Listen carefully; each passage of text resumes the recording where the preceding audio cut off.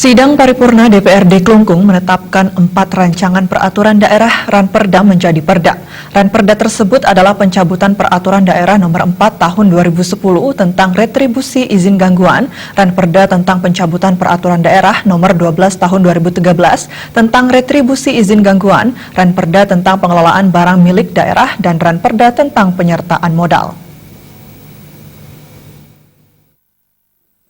Dalam rapat paripurna yang dihadiri Bupati Klungkung Inyoman Suwirta, fraksi Gerindra dan Hanura tidak memberikan catatan dalam pendapat akhirnya. Sementara itu, fraksi Golkar dalam pendapat akhirnya yang dibacakan Iwayan Mardana hanya mendorong Pemkab untuk segera melengkapi perda tersebut dengan peraturan Bupati. Catatan datang dari fraksi PDIP yang meminta Bupati komitmen dan konsisten terhadap pembangunan Klungkung yang berkaitan dengan perbaikan lingkungan, bersifat fisik maupun sosial. Selain itu, dalam pengelolaan barang milik daerah harus memperhatikan asas transparansi, akuntabel, dan partisipatif. Pengelolaan barang harus mengacu pada paradigma good governance serta kemanfaatannya dirasakan masyarakat. Sementara itu, penyertaan modal Pemkab juga perlu mencermati asas manfaat dan tingkat produktivitas institusi penerima. Fraksi Demokrat menyoroti pencabutan 2 perda dengan judul dan muatan yang sama untuk nomor dan tahun yang berbeda. Hal itu telah memberi gambaran tidak tertibnya administrasi dan kerancuan hukum, dan ke depan berharap tidak terjadi lagi. Fraksi Persatuan Nasional dalam pendapat akhir fraksinya menilai secara substansial naskah akademik telah memenuhi asas keberlakuan validitas norma hukum secara filosofis, sosiologis, dan yuridis.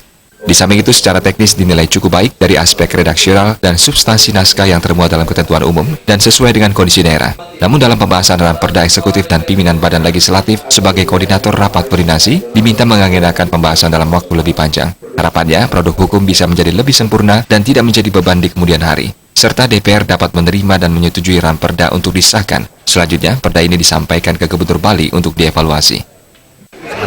Iya, dari semua saran itu kan pertama kita akomodir untuk penyempurnaan daripada Ranperda tersebut. Kemudian tentu dari saran-saran tadi kan lebih banyak sifatnya normatif, termasuk juga misalnya bagaimana saran-saran tentang penyertaan di BPD, penyertaan di Bali, Jamkrida Bali Mandara. Nah, jadi kita jelaskan bahwa penyertaan di BPD itu bukan skala kita mencari dividennya yang paling penting, tetapi semangat gotong royong tentang bank di Bali ini melalui BPD kita harus perkuat ikut. Nah, karena kan sebagian besar dana-dana dari BPD itu kan disalurkan kembali kepada masyarakat Bali. Nah, juga tentang Jamkrida Bali Mandara. Jadi dengan perkuatan penyertaan di Jamkrida Bali Mandara, maka perputaran ya terhadap volume kredit yang diberikan kepada masyarakat Klungkung itu kan dijamin sepenuhnya oleh Jamkrida Bali Mandara. Nah, dengan demikian masyarakat tidak perlu lagi mengeluarkan agunan untuk melakukan pinjaman di bank.